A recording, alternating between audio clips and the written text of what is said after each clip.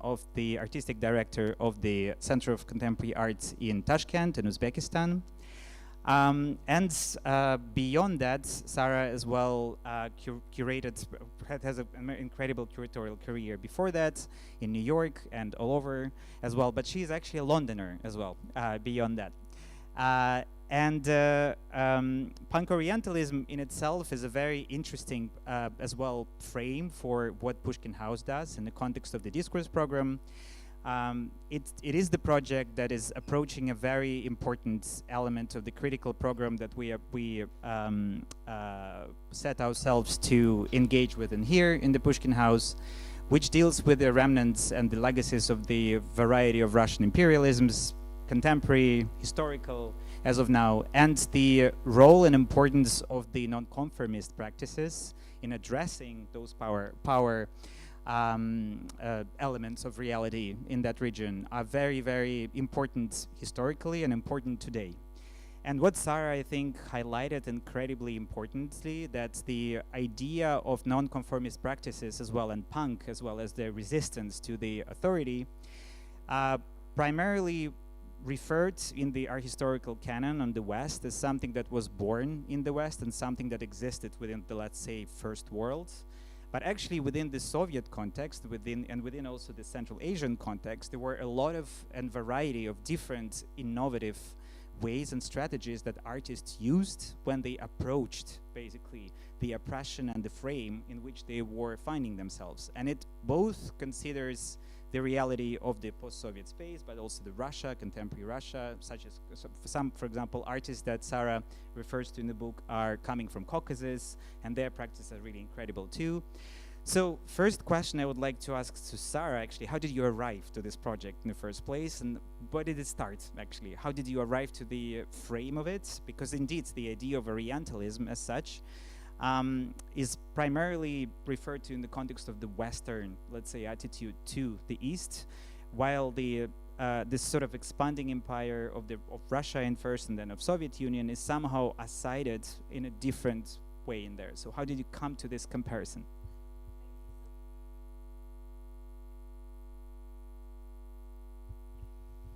Sorry, good evening, everybody. Thank you so much, Denis, for inviting me and for all of you to be here on a Friday evening to hear me speak about the book. So I'm very grateful for that. Thank you very much. Your question is quite a broad one. How I arrived at this project, it's a lifelong project, I would say.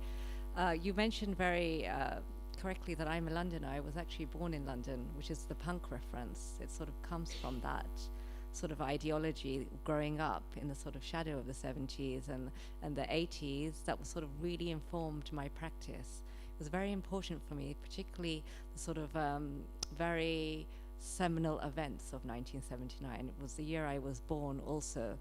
So the book itself and the research that I undertake as a curator is sort of sandwiched between 1979 and 9/11. That's the sort of period that I chart. And 79 was a very important year for many people. I'm half Iranian. My father is Iranian. My mother's family are of Central Asian origin, but she also has some Iranian roots as well. Is that it was a year of the Iranian Revolution. It sort of pushed Iranian people in the four corners of the world after this sort of shape-shifting event. It was also the year of the Soviet-Afghan War, and a lesser-known incident called the Incident of Mecca, which was which sort of involved a group of insurgents who stormed the holy site of Mecca, and they took people hostage. After that, the sort of region, both Middle East and Central Asia, completely transformed. Artists sort of responded to this. This was what I was interested in. I was somebody who couldn't go back to Iran because of the revolution. I certainly wasn't somebody who would go to Central Asia until the fall of the Soviet Union. So there was a sort of impetus, a desire to always look at this region from a personal perspective. My mother's family were initially a very important military and diplomatic family, and they were involved quite heavily in the Great Game, particularly during the 1800s. So you'll notice in the book there are some autobiographical elements, although it's embedded with the arts. The story isn't about me necessarily, but it's about the migratory journey. It's about the displacement, it's about the exile, but it's entirely told through my own projects. So it's a book that is based on tacit knowledge. It's projects between 2005 into more recently up until 2022. And it's entirely sort of shaped through my own curatorial voice. There are artists that emerge in the book. You'll notice that it's not chronological, and that's sort of really important to sort of point out. But to just go back to your earlier question about the Orientalism, because obviously Orientalism, how we understand it in the West, are within the frames of Edward Said, how he sort of possessed that. We think about the way in which the East exists in the Western imagination, both for sort of colonial practices, but also how it is imagined. So it has a sort of a double function, if you like. I was interested in expanding that. I struggled with it a lot. I went to Goldsmiths College, where now my family member is studying there. But when I was at Goldsmiths, it was sort of the birthplace of the YBAs. And then I went on to Royal College of Art as well, and that's where YBA structure comes from. But I was always interested in what was happening east of the EU. So, but the punk spirit was there. You know, the YBAs were about 10 years prior to myself. It was the young British artists. The next wave were the new contemporaries. And I'm very happy that one of the artists from the book is here. Ergin Çavusoglu, could you raise your hand as well? Who's also part of that legacy, and an artist, a dear friend, an artist I've been working with since 2008 as well.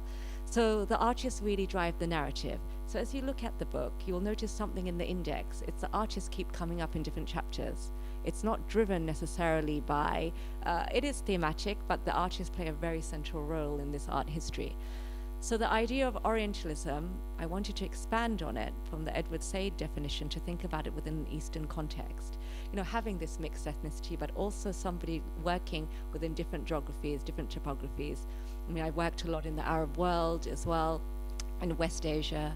I also worked quite heavily across Central Asia and the Caucasus too.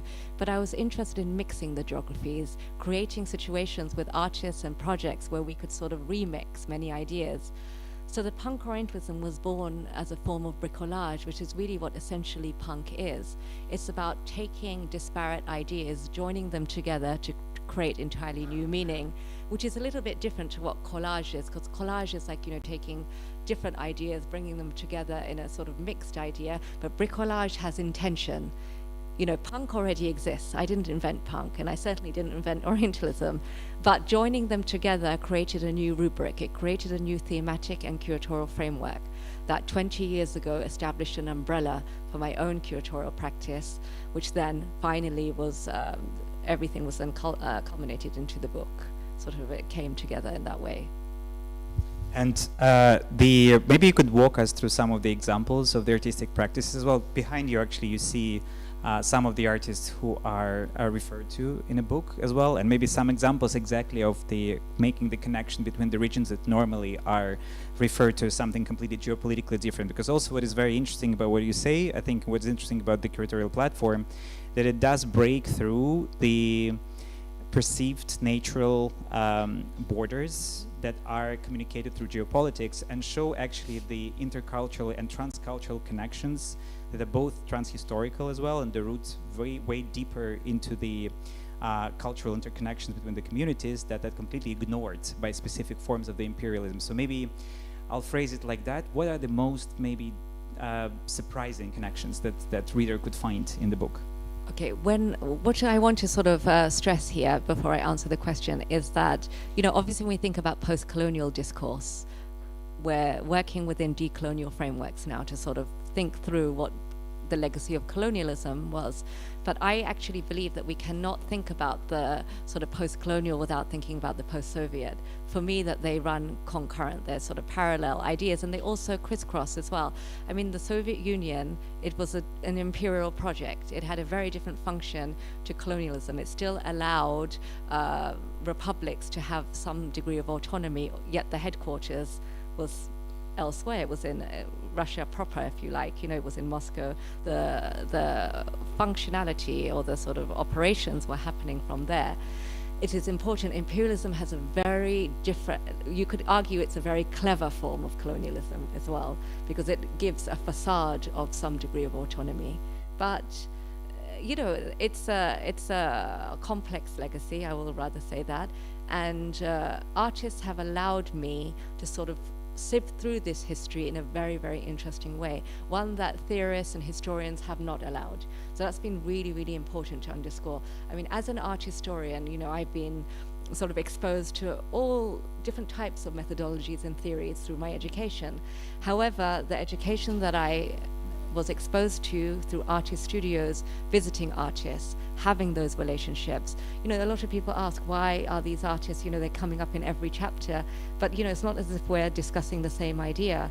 Every artwork, every project has been a single idea. I've been very fortunate that through my relationships, I've accessed a different kind of art historical knowledge, one that I sort of reiterate is an artist-led one. So these artists, perhaps they weren't working within a very dominant framework, whether it was post-colonial or post-Soviet. It was more of an ideas-driven narrative. That's sort of really important for me to say, that yes, they do encounter and they do work within these very particular geographies, or if they're diasporic artists, they're part of the diaspora, they do relate to and sort of interrogate that within their practices. But there is something very unique within that, you know. It's not a situation of displacement as a woeful condition. It's actually a very important positive sort of standpoint. You have a degree of proximity if you're far away from something that you don't necessarily have. So in thinking about these artist practices, I can't really summarize them because they're so diverse. But what is really inherent in the book is that through these 7 chapters, so you could work backwards, you know, you just read the introduction, it's not chronologically organized, you know, whether we're discussing ideas around informal architecture or whistleblowing or poetic code. You know, there are so many ways to access these artistic practices, and they bleed through the different segments, which is sort of really keen. But you know, punk being this inherently British sort of phenomena, then going into continental Europe and then making its way across the Atlantic Ocean to the United States, had a very different understanding to what artists behind the Iron Curtain or artists in Iran or artists in the Arab world were sort of grappling with. And the book creates a sort of reflective exercise where Arab artists reflect upon the relationship with the Soviet Union, particularly during the period of the Cold War, and the establishments that were sort of created, like cinema clubs, language centers, particularly films, literature being dubbed from or translated from Russian into Arabic language, which was sort of really, really interesting.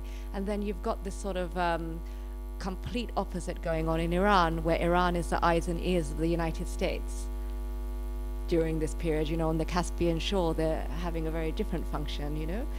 And so there are ideas around soft power that are embedded into the book, but really the artists take a sort of very, you know, they're not politicians, and that's sort of important. They use non-conformity as a tool. Non-conformity becomes a very fluid matter to really enter into different avenues and you know, also go under the radar where it's necessary as well. So it becomes something that's not necessarily easy to pinpoint, let's say. And that's sort of a really essential tool. Some call it smuggling, some people call it contraband, you know, and obviously Ergin employs that a lot within his practice. But that's something that's sort of inherent also within the book. You have to unravel it to actually read between the lines as well. And what I think is also interesting in the way you talk with imperialism as well, one of the programs actually within the Pushkin House Discourse program is called Comparative Imperialisms, and departs from the idea as well that the imperialist practices in general tend to be quite similar depending on the geography where you find them. And the particular Soviet imperialist particularity, let's say, of the Soviet imperialist project led also to a far-leading consequences that are felt and grappled even now very much in the region. And I wonder if you could think about Punk Orientalism as well, because it's a curatorial platform, also as a method with which you could approach, basically curatorial methods with which you could approach, for example, exhibition making or festival making, for example. Events like biennials, for example, often find themselves somehow in the area at the moment, especially in the area of, let's say, empty signifiers, that just to say something sort of unifying in a way, but not really politicalness in that sense. But do you think that punk Orientalism, in that sense, could be that political critical tool that could speak critically, basically, without crossing specific boundary, sort of no return, even at the moment? Well, I'm not sure it's one particular sort of, it's not, certainly not the only one, right? I think it's possibly one avenue that one could address these issues through. And, you know, the issues aren't lying dormant necessarily, we're activating them. But I think it's just one curatorial sort of platform that can assess many of these issues, especially those pertaining to the East. But I think I need to stress that this is an East-East dialogue. This isn't necessarily a dialogue that looks at the West-East sort of trajectory. And it's also important to understand that there are a lot of cultural interruptions that have happened, especially some of those that I mentioned. So, 79 had a very important sort of moment. 10 years later, you've got the end of apartheid. You've got the end of the Iran-Iraq war in 1989. You've got the Soviet-Afghan war ending. A few years later, you've got the Soviet Union disintegrating, and then a few years later we've got the internet, and we're grappling with the global decade, we're grappling with new technologies and the opening up of the world. And then all of that sort of openness comes to a stop when 9/11 happens, and we regress again. All the sort of reforms about being global, about trans sort of cultural, suddenly come to a halt, and we're seeing a sort of similar pattern occurring once again. So there are cycles that occur. So it's not just about the exhibition making. Obviously, we have to be aware of the historical sort of moments, be able to understand what is current thinking now. So there isn't one particular framework, but this is fluid enough to move between. I mean, non-conformity takes many different forms. It can be like a blunt hammer on the wall, but it can also equally be something like a very poetic sort of analysis, a poetic code, something that's employing other critical tools. There isn't one definitive way to unpack this, but as a framework, I think it is useful, I think, for especially the way I designed the book, because for me, my audience is the next generation, which is why I'm invested in teaching. For the last decade or so, I've been teaching. It's very important to think about how this next generation takes these ideas, picks them up, and goes forward with them. That's why there's a degree of fragmentation in the book, intentionally. Who puts this jigsaw puzzle back together, and who then takes that forward? So a lot of the work that I'm doing, and particularly I would like to hope that many of my peers are also doing, is thinking about what the next generation, because the tools, because it's not a secret that we have regressed. There's censorship right now, a very heavy censorship. It's not just exclusive to one geography, it's pan now, It's moving horizontally and vertically. There used to be this idea that only repression existed in some of the countries that I work in. However, that is no longer the case, and this is undeniable at this moment, that we equip the next generation with the tools, with the necessary sort of knowledge in order to grapple with this. And, obviously we're not encouraging anything illicit when we say use contraband, use poetic code, but it is necessary at the moment in order to survive. It's also about survival. And many of the artists in this book, they have survived some tricky moments in their life. They've gone through political sort of stagnation, political repression, all kinds of sort of moments, cultural interruption, so forth. And you can sort of assess that through revolutions, ruptures, all kinds of sort of cultural moments that don't necessarily, they can't be sort of pinpointed or mapped in a very linear way, but they do have repercussions. And I think that's sort of really important when we think about a critical framework. Is also not just something aloof, but then how do you then apply that method into your work? So it's not just floating. And I think that's sort of, it's pedagogy through teaching, it's publications, it's not just the exhibition making. Exhibition making is only one strand of the work that we do as curators. We also have to think about the importance of why publications need to exist, the scholarly sort of element. And how do you then take something scholarly and then apply it in a way that it becomes accessible to everybody? So it's not a disconnect in that sense as well, which is really, really key. Not everybody has the opportunity to go to biennials or to visit some of the places where I have worked, but what I really hoped was that this book is also an object, and it goes into people's homes, it goes into libraries, and that is also very important. Why publications are sort of really critical.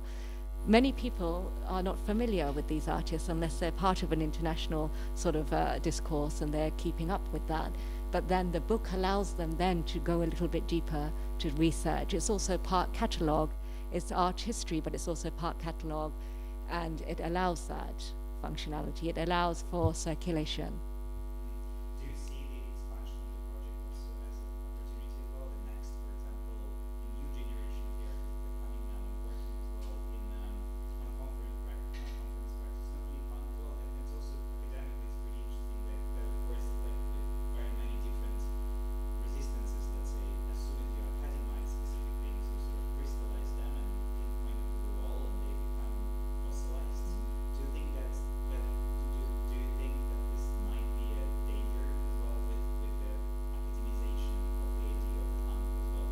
And how to deal, do you think, better with this, with the necessity to keep this sort of energy of the punk and the resistance alive as well, creative, and in a way slippery, in a way sort of escaping the categorization? Well, I think it's an important question that you ask regarding not to sort of create such a rigid sort of situation with academia. But I think, you know, having taught, and I've taught at NYU and I've taught at Yale, but NYU especially, where students were, you know, it's a very, very difficult moment for students right now, not just within the United States, but globally. And it was really, really important for me to slip in these ideas in academia. So it wasn't the process of making punk an academic discourse, it was vice versa. It was trying to make academia a little bit more punk rather than the other way. And it was very intentional. And I think that it's not just that. I mean, Goldsmiths is undergoing a great degree of cuts right now as well.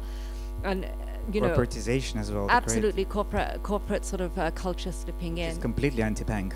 Absolutely, but then, you know, one can expand. One can be a little bit of a soft punk sometimes as well, a different kind of punk, let's say. But I think these methods or these ideas are really important in order to infiltrate in these spaces. The spirit of punk is something that will never die, you know? And I think that that can enter in different rooms and different institutional sort of capacities, and it has to, in order for the field, because the field is in trouble right now. I'm not just, you know, it's not something I've imagined, that the art historical field is in trouble, the curatorial field is in trouble, the institutions are in trouble. So how do we then sort of reinvent or reimagine what these institutions can be? And the following up on the institutions being in trouble, institutional critique also is very interesting element, let's say, of thinking through punk Orientalism as well, and institutional critique itself as well is pretty much in trouble, not only academically indeed, but as you said, in terms of the museology, in terms of the art institutions building, and just faced also with not only cuts in general, but with the necessity to transform institutions, for example, in these countries, in sort of entertainment makers or sort of crowd pleasers in this sort of set. So how to sort of to preserve that you know, that vein in that sense of the also of institutional, let's say, resistance to the institutionalization itself. I think this is where those of us who are fortunate enough to work with living contemporary artists benefit the most, because the hand of the artist is a very important critical tool. And a lot of the times as curators, what we have as a limitation, the artist allows us to, you know, we're wearing the white glove, remember? And they can wear the boxing glove sometimes, you know, so it allows for us to have, and when I say us, I mean in the plural sense, curators to work with artists, particularly living artists, and which is my domain because I'm a contemporary art historian, is to expand that dialogue. A lot of times artists can get away with a lot that curators can't. We're sort of bound to institutions, we're bound to NDAs sometimes, we're bound to all kinds of, you know, when we're dealing with philanthropy, to certain sponsors and so forth. So we are bound, but the artists allow us to sort of slip through and slip under many of these sort of processes and sometimes stringent ones. So I think the hand of the artist as a critical tool is really, really still very important. And this is what institutional critique was. I couldn't have, you know, much in my practice, and in my next book, which I'm working on at the moment, it deals with institutional critique, because it looks at my work within the frames of working at places like Tate Modern or the Guggenheim, which I was at for several years, and how I was working alongside artists who were my sort of allies, they were my comrades, in order to enact and to fulfill what constitutes as institutional critique. And you've got to be both inside and outside to do that. But I've also been fortunate that I've worked independently. I've had one foot in institutions, but I've also had one foot out. And that's been an intentional sort of decisive decision. It was something that I was always keen on and very important to maintain that. Why the independent practice was so important. And I learned that through artists. And actually, I wanted to say that I was thinking more about Maria Teresa Alves, who was the widow of Jimmy Durham, the artist. And when I was younger, I lived in Berlin, and in 2005, I was working as a curatorial assistant at HKW, House of World Cultures. And at that time, I was writing a lot, and I was, very energetic about the world and everything. And I remember Maria saying to me, "Find another language." She said, "You're writing a lot, and I think it's great, but you're writing quite explicitly." And that has stayed with me, and I still refer back to it. What was that other language? What did I need to unlock? And that was where the poetic code was so essential in what I do. And I am Persian. We say everything in poetry. We even insult people in poetry. So the point that two people can be having a very, what one would assume, a very pleasant conversation can be a very hot-headed conversation, but it's sort of relayed in a very gentle way, but it's also very cutting at the same time. So what does it mean to have another language? And then I started thinking about that from a very young age, because there was a moment where artists, writers, critical thinkers were also being watched, they were being surveyed, their work was being, so how do you maintain presence while also tackling many of these very important issues? What kind of tools is it? Obfuscation? Is it smuggling? Is it privacy? Is it protest? What are we doing? So and is it a combination of all of the above as well? So that's also really, really critical. And what I learned from these 31 artists who are in the book, I think that, I reiterate, I don't think I could have learned that any other way. I could not have learned that from a book. It had to be this living practice. Curatorial work is a living practice. It's not, I don't discredit the work of other historians or those working with historical objects, but for me, I can only speak on, from my own work, from my own practice, which is to work and travel, to be part of these scenes. It wasn't that I was working remotely, I was very much in the thick of it. And it was important. I was going to places where people were like, "Why are you going there?" when I was so young. But it was important for me to do that. It was important to immerse myself. And obviously now, even with my current work with Uzbekistan, I've been going to Uzbekistan since 2010. And it's been a long relationship. It's not something where I just found myself or landed somewhere, parachuted in. That's not the work that I do. It may be the work of some curators, but it is not my path. Speaking of Uzbekistan, congratulations with the opening of the CCA as well, and just pivoting actually to that direction. What's your curatorial vision as well at the moment? Do you somehow plan to inbuild what you were constructed on the point of the Punk Orientalism there, in a way, and sort of what is to expect actually from the CCA in the upcoming years? Well, I'm really fortunate that Uzbekistan, and particularly Tashkent, where the Center of Contemporary Arts is situated, has a fascinating history, not just from the period of antiquity, but also within the 20th century. What's sort of really fascinating about Tashkent is that it was a seat for soft power in the 20th century. So a lot of the reforms in Tashkent were in the wave of the Bandung Conference of 1955, which was in Indonesia, which was a meeting point for the non-aligned nations of the world.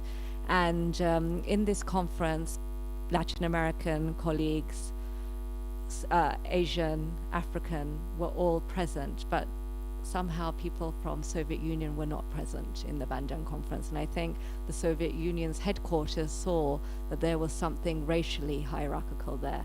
Although African American scholars were present and thinkers like Malcolm X was present at the Bandung Conference of 55, Then it was sort of strategized that Tashkent would become the center for post-Soviet Asia I beg your pardon, for Soviet Asia during the late 50s. So 58 saw the inauguration of the Afro-Asian Writers' Conference.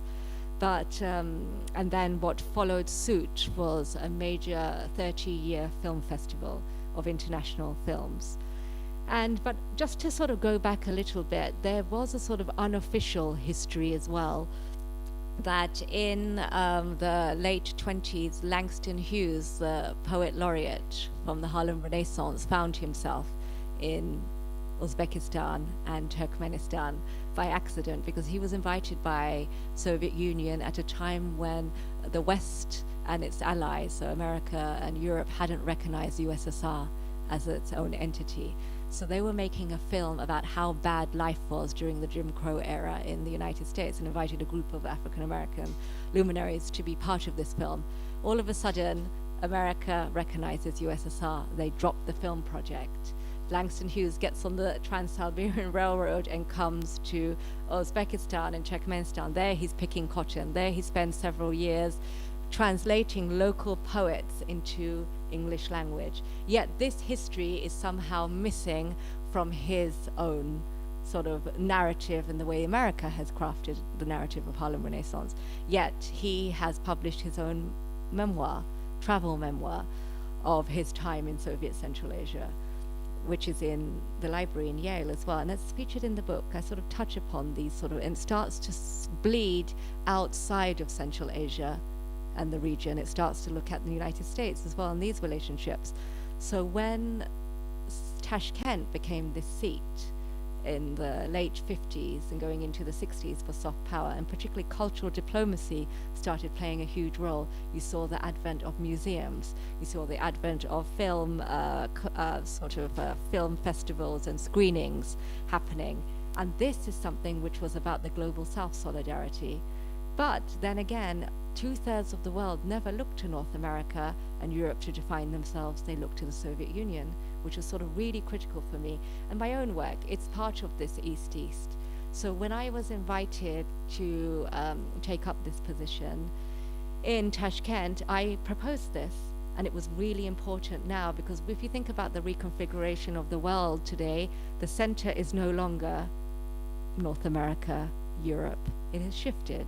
It has shifted politically, it has shifted economically, it has shifted because of the populations and the growth of populations in certain parts of the world. You know, for example, Nigeria is going to be the largest population in the world. Obviously you have China, you have India, you have also degree of young populations. For example, Iran has a population 70% under the age of 30. Economist was just mentioning that 90% of the basically young people are living in so-called developing countries. Absolutely. So which is a very, very eye-opening statistics for many. Absolutely. Although the life expectancy of people is much higher now than it was 20, 30 years ago. If you think about Uzbekistan in particular, 65% of the population is under the age of 30. Which is a huge demographic if you think about it.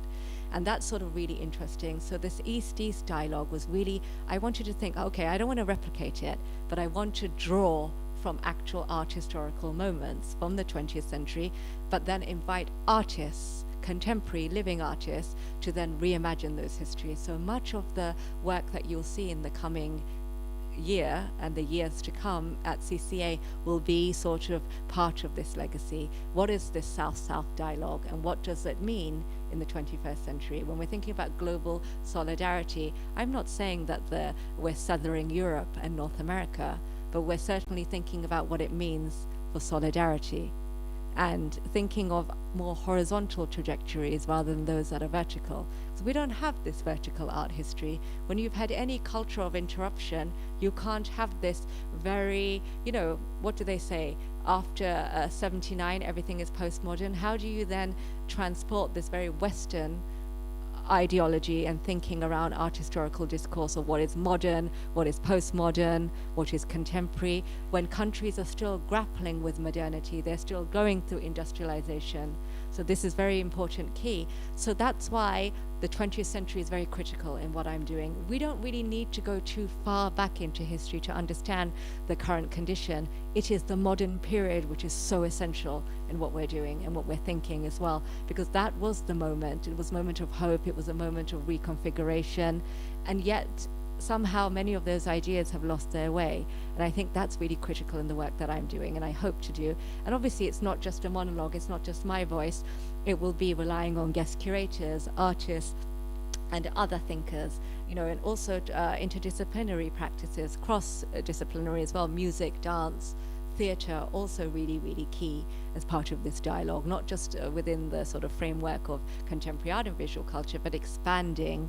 And so we recently changed the name from CCA, Contemporary Arts Centre, to Contemporary Arts. Arts meaning plural, to embrace the dance, embrace other methods or sort of, let's say, other examples of the arts as well. So it will definitely draw from this South-South dialogue. And we've already started doing that in terms of our residency program as well, which is sort of very keen on inviting people from the globe. And we actually had Dr. Vivek Gupta, who's here this evening as one of our recent residents as well. It's nice to see you. And so that was sort of really important to bring other thinkers who add value to the work we do, because we're not in this sort of siloed way of working, and that's obviously a disaster for anybody, you know, trying to work in the 21st century. We must bring a plurality of voices together that center artists, but also give opportunities for others to bring value, scholarly work also. And, you know, there's nothing boring about the scholarly approach to art making and thinking. It's more of an ideas-driven. Punk can also embrace that, or rather, scholarly can embrace punk as well. And institution building as well could be very different and could not be based on the models of what is basically happening at the moment in the West as well. So, and the recopying of the same type of the institutions, the same as proliferation of the same formats, that's something actually that might be very interesting to see, to break through this membrane in order to see another forms of producing culture, of making things, and maybe not even calling them in the terminologies that are inherited from Greenberg, you know, and sort of and the style of the art history that is still very much taught across the Western world as a sort of fundamental structure. And before it is open to everyone, I wanted to, the last conceptual question I wanted to ask you about subversion, about the strategy of subversion, actually, both institutional, artistic, curatorial subversion. Do you think that this is something actually that we could hold on at the moment still as a sort of as a form of engagement with the with sometimes context in which we cannot speak, basically, or especially in the face of complexity as well of the subjects, where the subversiveness often becomes a way and the tool basically to ask questions that are not answerable or that are not meant to lead to a particular conclusion, basically. Well, I think subversion on its own cannot answer all those. It must couple and sometimes decouple with other ideas. So if it's in reference to institutions or any kind of sort of framework, it must have enough freedom to both couple with those ideas, but also equally decouple with them. And I think that's sort of really, subversion can take multiple forms. There's not one singular way to subvert something, which is sort of where we have to look at other transcultural practices, indigenous knowledge, even, you know, futurist knowledge that is yet to unravel itself, you know. When we think about the advent of new technology, all of that must play a hand in how we acknowledge subversion, how we enact subversion, and how it is then also applied, you know. It is such a sort of, it must remain fluid, in my opinion, but I think that it must not be a rigid, and it cannot exist on its own. It must coexist with other sort of ideas as well. But I think that coming back to the punk and sort of closing that sort of loop, I mean, that was an underpinning sort of ethos of punk. It was to sort of, but it wasn't about destroying things, you know? So when the punks talk about no future, it wasn't about burning something down. And I talk about this in the book. I talk about this in reference to the artists that I work with and the artists from the Global South, is that they were not interested in burning and destroying. It wasn't a nihilist concept of just you know, ashes. It was an idea about rebirth or thinking about alternative, what constitutes as an alternative future. And therefore, subversion must also follow a similar sort of methodology and apply within the plurality that you talked about before. Therefore, the projects like OQUIS, All the World Futures Biennial, is still sort of a blueprint for the ideas of how actually to show the plurality of potential ways of going forward. But as sort of we a bit usurped the floor, I can ask 100 more questions, but we have quite a lot of people in here, and I'm sure you also want to ask some questions, Sara, about the book or about the flow that we had in here. So the floor is yours, as well as we have online actually participants. So in case we have questions, I could voice them. Thank you. I found that really interesting. Thank you. I really liked what you said about not having to go back too far in terms of where a lot of the inspiration comes from. I wondered whether during the project any of the artists you met, their work was kind of consciously in dialogue with any other earlier Orientalist artists, someone like Vasily Vereshchagin or Fausto Zanaro, anyone like that, or whether people are trying to move away from that consciously towards a more kind of East-East dialogue. Well, thank you so much for your question, and thank you for being here. I think that you kind of answered your own question in asking me that. It's definitely much more of an East-East dialogue. It isn't one that's sort of engaging with Orientalists in that sense. It's sort of reassessing what that means to be, what Orientalism means in the 21st century. But it definitely, through other projects I've done this, they're post-book. So I curated an exhibition. I was invited to be one of the curators for an exhibition that looked at the legacy of Jean-Léon Gérôme. And Gérôme is the poster child, very unfortunately, for Orientalism, because he's on the cover of Edward Said's Orientalism with the snake charmer. So that was an exhibition in which I was invited at the Mataf Museum in Doha, Qatar, which ironically, the Qatar museums have one of the largest holdings of Gérôme's works. So they actually exist in the Middle East, more so than they do in Europe. It's just an irony, right? But at the same time, that project, initially when I was invited to it, they asked me, can you do the book? And I said, well, the book isn't about that. But then several of the artists in the book were then in conversation with that. But this was a post-book project. But yes, it was called Seeing is Believing, and my section was called I Swear I Saw That. So it was all to do with perception, but then again, it was something that I enacted through a project, but it wasn't something in the book. But it's a really good question, because this exhibition in the beginning, I was like, oh God, how am I going to respond? Because there was a scholarly academic curator looking at Gérôme's practice. And then there was somebody who was sort of bridging between myself and Dr. Emily Weeks, who is a sort of noted specialist on Gérôme. And he was exploring through photography, the sort of Orientalist genre, and how it was then mass-produced and how it sort of ended up circulating around the world through the advent of photography. And whereas my section, which was the contemporary and modern section, allowed for the artists, and several were from the book, Ergin was also one of the artists in the exhibition as well, were in dialogue with Gérôme, whether it was looking at some of his historical paintings and seeing sort of semblance between them, or whether it was critiquing quite through whether it was through the language of literature or alphabet that was being critiqued, or through a sort of more contemporary sort of current issues, but commissions that were sort of given. But that was the time. So maybe you want to look into that. It would answer your question through the project. Thank you. Any more questions?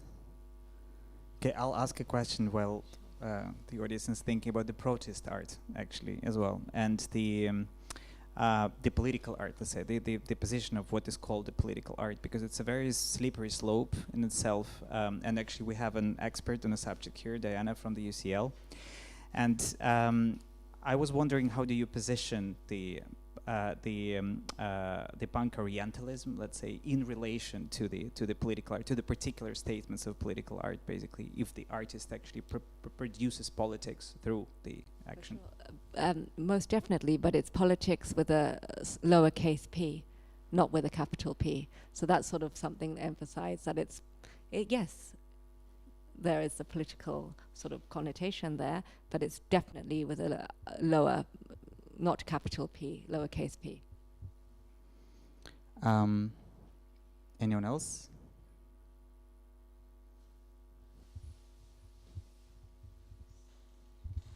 Sort of a selfish thing to ask you a question, but I want to ask you about difference and visibility in audiences. So, you know, a lot of the works, you said something about, okay, the curator has the white gloves, but the artist can actually do the boxing. But to what extent is that possible in some of the regions that you work in? I mean, even working in South Asia, I know that it's not always possible to show works by artists that are different in a way, that are, you know, queer, that are women, that are talking about issues that are actually of serious relevance to the region. So how do you deal with that in your practice in the regions that you're working in? This has been something that's been happening for 20 years. So sort of, you never know how someone's going to interpret what to censor. Some things that we think are going to be censored actually go through very easily, and things that one would argue or think that would require that don't. But that's a simplistic sort of way to think about this. But in terms of thinking about my own work, I mean, yes, there have been moments of censorship. There's, for example, a Kazakh artist that I work with, Erbossyn Meldibekov, who's in the book Quiet, and we've been working together since 2008. His work was censored in China, for example. An exhibition of mine was entirely censored in China several years later again. But it's preempting. A lot of the times it's preempting. And this is where the poetic code is so sort of essential. And not just something that artists need to equip themselves with, but also curators. It would be very arrogant of me to go into a geography and not know anything about that region, about their common practices, their cultural sensitivities. Okay, I'm working with artists who are also sort of grappling with that. But then this is where I've maintained the independent practice, where I've gotten away with it by saying, you know, we're guest artists, guest curators. But most of the time, it's really trying to, I mean, how much can you preempt? You know, society is made up of all kinds of, you know, members of society exist, all kinds of beliefs, designations, and so forth.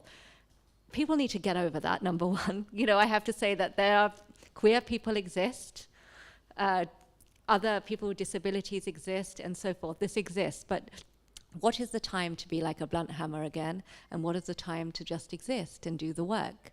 And I think that, you know, maybe it is not, I haven't led the book with sexuality of the artists, but there are a number of queer artists in this book. Now, they don't put a badge on to say I'm queer, you know, and that's not what their work is about, you know. And, but if it were, you know, and I'm not a specialist of that area either, of inquiry, but if they wanted to do that, I would be 100% supportive of that. But there is also reading the room and understanding sort of cultural norms and where we're working, where we're living. And, you know, perhaps some of the geographies that I work in, it's ironic because prior to the advent of imperialism and colonialism, there was a lot more gender fluidity that existed.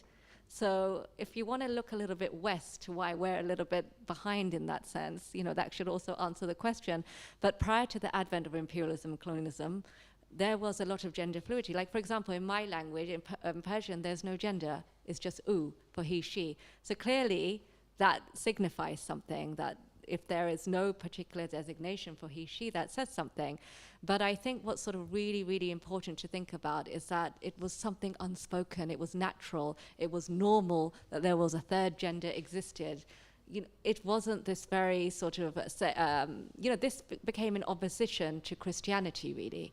You know, and a lot of the times, if you think about colonialism and its sort of effects, it was to create a nuclear family. It was to separate. It was a fear of people who could shapeshift, who could move between men and women freely. And I think that's it's important for me to address that this is an outcome of colonialism. Because when people were, you know, shape-shifting people were considered a threat, how can you go between the women and the men when they are segregated and create this sort of pathway that goes in opposition to a lot of things? So I think that's important for me to raise that point today, to remind people that this is also a very recent development in history as well. And I think that's sort of important to raise that point as well, and to think about it, how did we arrive at this point? We didn't just land here. And I think that's sort of critical as well. But then I often remind that, and sometimes it is just a matter of fact that we have to sort of think about our audiences, but sometimes we must embrace the critical sort of stance, the conceptual contraband, and sometimes we have to embrace the poetic code. So it's sort of moving between the two. If that answers your question. Thank you.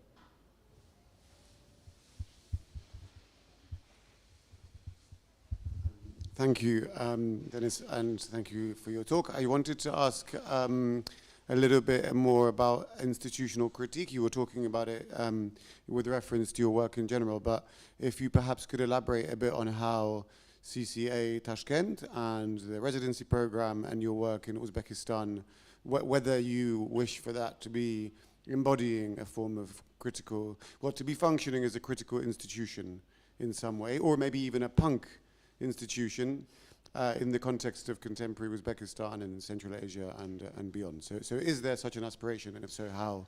Do you have a critical strategy or a punk strategy for your institution? It's not entirely punk, because I don't think that, let's just say that punk will be a bit soft there. I have to sort of keep that for my own sort of projects. But in terms of CCA's institutional critique happens whether one likes it or not. It will always happen. And that will happen whether artists interrogate certain histories.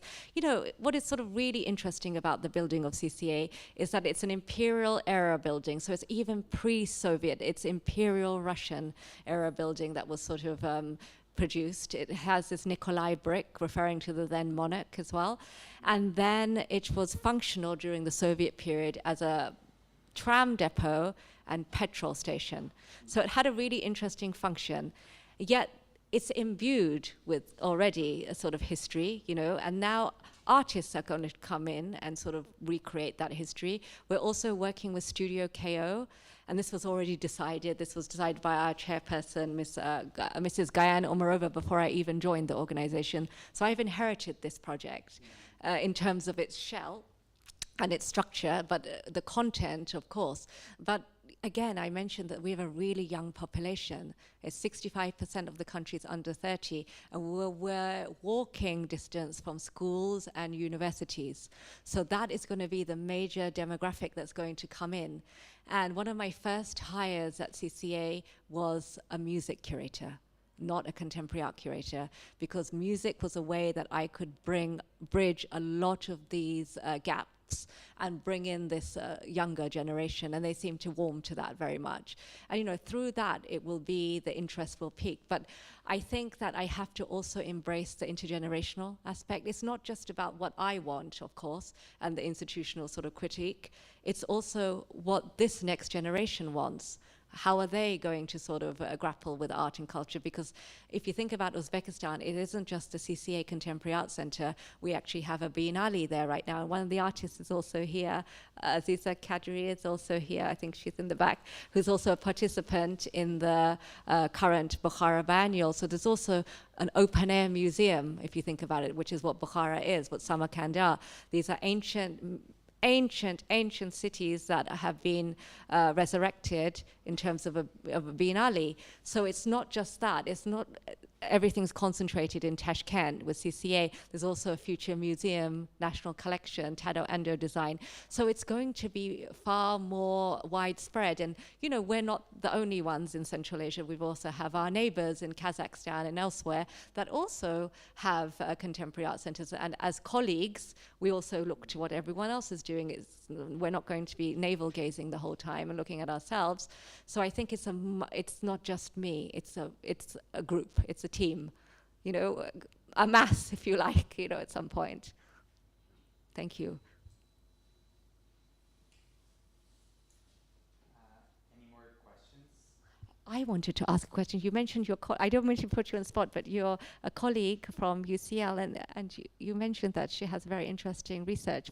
On the protest study. Yes. And we're actually working here on a symposium together in January, where Diana is actually chairing one of the big chunks of the conference that will be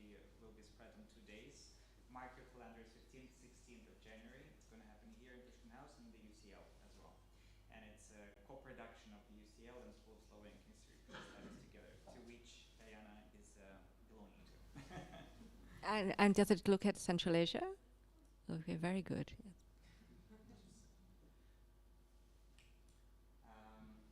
Anyone else?